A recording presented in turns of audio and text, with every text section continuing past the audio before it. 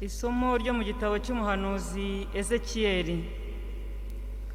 Igihe Uhoraho yariho ambonekera, umuntu wanyoboraga aranjyana no ku muryango w'ingoro, nuko mbona amazi yavubukaga munsi y'igitabo cy'umuryango w'ingoro aherekera mu burasirazuba, kuko ingoro nyine yarebaga mu burasirazuba.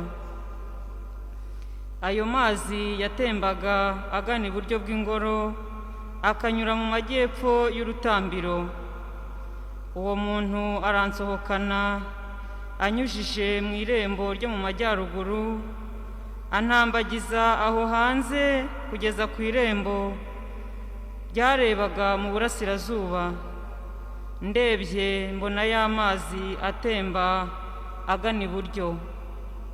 Ubwo wa muntu agenda yerekeje mu burasirazuba, apima imikono 1000 akoresheje umugozi yari afite mu ntoki. Hanyuma aranjyana anyambutsa ya mazi yangeraga ku kabombambori.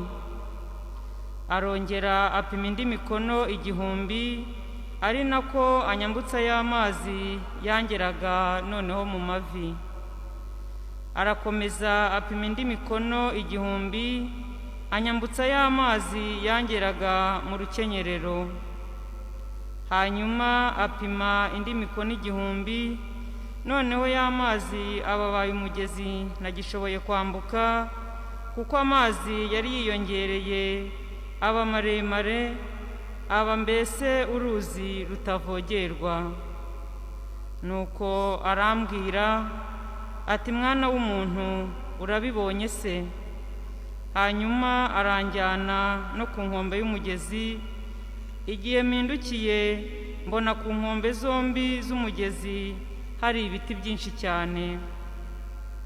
Wa muntu arambwira ati, ariya mazi aratemba agana mu ntara y'Iburasirazuba, akamanukira muri Araba, maze akiroha mu nyanja y'umunyu. Yamara kuyirohamo, amazi yayo agahinduka meza. Ikinyabuzima cyose kizaba kiri aho uwo mugezi unyura kizabaho.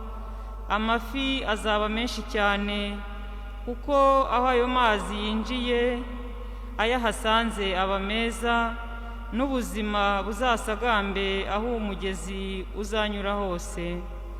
Ku nkombe zombi z'umugezi hazamera amoko yose y'ibiti bye n'imbuto ziribwa. Amababi yabyo ntazigera arabirana, n'imbuto zabyo ntizizahundura. Bizajya bihora byera buri kwezi, bibikesha aya mazi avubuka mu ngoro. Imbuto zabyo bazazirya, naho amababi bayakuremo umuti. Iryo ni ijambo ry'Imana.